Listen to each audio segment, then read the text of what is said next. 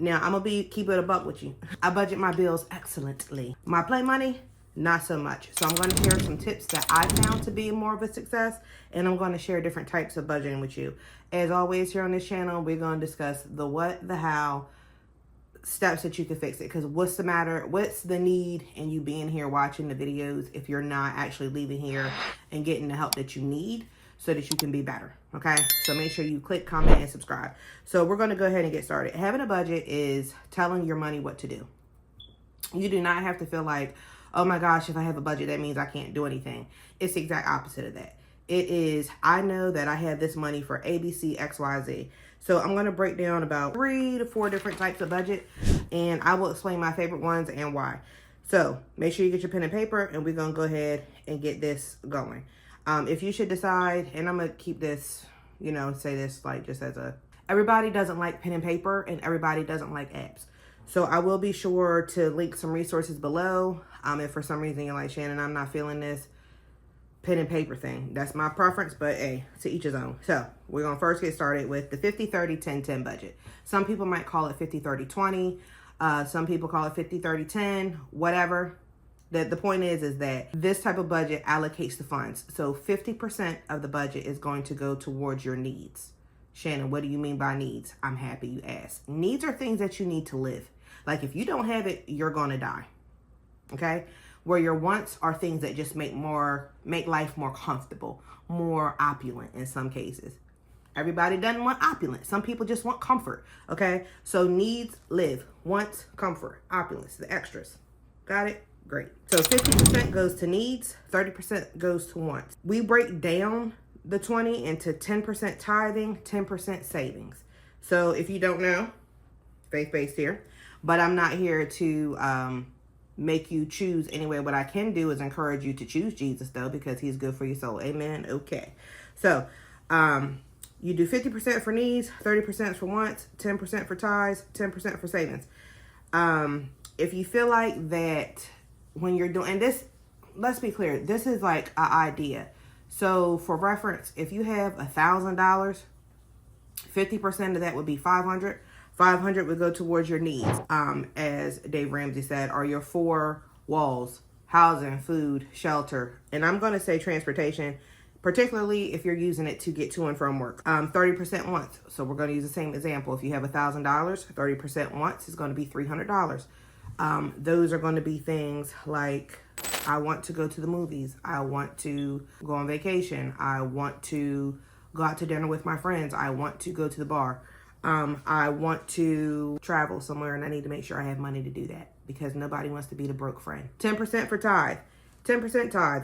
Again, we're going to use the example of $1,000. $100 would go towards tithing, or you can give to a charity. You can choose however you want to do it. And then 10% towards savings. You should always be willing to pay yourself. You work hard every day. You need to be making sure that you have some monies for yourself. So if you feel like while you're listening to this, like 50, 30, 10, that just sounds like too much, then you can slide it. These are ideas or benchmarks of where you need to be, not what you have to do. Okay? Again, your budget is you telling your money what to do. So you can choose what you want your money to do. Okay, the next type of budget that we're going to discuss today is the reverse budget. The reverse budget is the budget where you save first and then you decide what you do with all your money later. So again, I make $1,000. I might decide that I want to save $200. I might decide that I want to save $20. Whatever it is, the choice is yours, but you save your money first and then you live off the rest. It's kind of like the profit first, but for personal finance. If you're not familiar, we could talk about small business on another time. So that's the zero reverse budget, which takes us into our next budget type, which is zero-based budget. I like it, but I don't, because I am so indecisive and just trying to make a decision on things makes it a little difficult. Okay, so, but I do enjoy it for my bills. I'm very like squirrel personality. So like, I don't mind commitment. I've been married for 16 years, but I also don't like making decisions all the time. Even though I know that it's something I need to do. I mean, if you can relate, then you can relate. You know what I mean? Like, you know you don't want to make the decision, but you know if you do make the decision, it makes your life easier. I feel like I'm rambling, but this is who I am, okay? So zero-based budgeting. Zero-based budgeting. So every single penny is accounted for, all right? So if you're looking at it like a cake, right? Or like a pie, then every single piece of that pie is going to be accounted for. You're not going to leave any bit behind, because who leaves behind cake or pie? So that's what zero-based budgeting does. So all your pennies are accounted for. Every single dollar has a purpose. If you're going to go out to eat, that has a purpose. If you're going to pay this bill, that has a purpose. If you're going to want to go to Sephora, that's going to have a purpose. If you're like my husband and you like Dixon shirts, you're going to have a category for that, for your clothing. You're going to know everything that you're going to do, and it makes it easy for you to not have to think about. Remember, I just said I'm the personality type that doesn't want to have to think too hard, because I'm very all over the place if I don't have a direct plan, and I won't do anything. This is why this is the budget that I choose to do, because it makes it easier to do. This can be used with different systems. So you might hear people discuss like cash envelope system. That's like a system of a way to budget your money or see what your money is doing. You can do it with something like Every Dollar. That's an app. You need a budget. That's an app. Or a budget binder. I use a budget binder. These apps and things are cool and whatnot, but I need to see what's happening. Remember, I know me. Okay. And that's something that I really want to say to you guys. Like, know yourself. If you know that you're not going to be so hot with certain things, then choose a budget type that works best for you. If you know that you always have your phone in your hand, then maybe you need to do a budget like that. But if you're the type of person that likes to write lists and check off when you're done, and you visually need to see things, then you need to do a budget binder. If you feel like that you need to see me do a budget on my budget binder, comment it below and I will. So you allocate every dollar, you write out what it is, so when your pay period comes, you know everything that's going to happen. You don't have to think about it. Zero-based budget, every dollar's accounted for. All right. So let's get into some budget fundamentals. So with these different budget types, you can choose the different ways that you want to see your money do what it does. One more that I also like to do is I like to automate everything that I can within my budget, because I don't believe that you should set yourself up for failure. So automations help make things easier. You don't have to go use AI for everything, but you can automate things. If you know that you're forgetful with paying your bills, then you need to put it into your calendar on your phone and then have it remind you every month so you don't forget. That's an automation. Okay. If you know that you're not good at savings, then when you get paid, you need to automate your check or set your check up to where the money goes to a savings account. That's an automation. I have it set up that when we get our money deposited, as soon as it comes in, a certain amount goes to our account for bills. That's an automation. And then every bill is set up for auto pay, or I have it set up for bill pay. So you have to choose what works best. Again, for me, that's what works best. That may not work best for you, but you will never know if you don't try. So try the different budgeting types that I'm sharing with you today. I can say that cash envelopes, I think, is going to be the way for me to go for sure with my day-to-day spending. We are a couple. I'm married. Like I said, I just told you I was married for 16 years, or am married for 16 years. So what we do is all of our money goes into a pot, because sometimes people have this question. All of our money goes into a pot. A certain amount goes out for bills.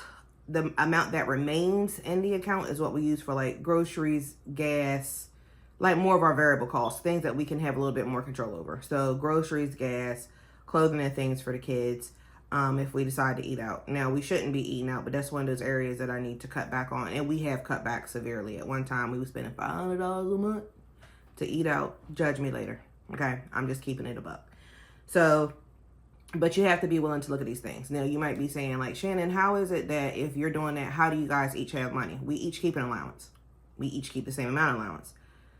So we don't get into who makes more, who does this, who does that. I used to do that back in the day when I was, like, young and didn't know any better.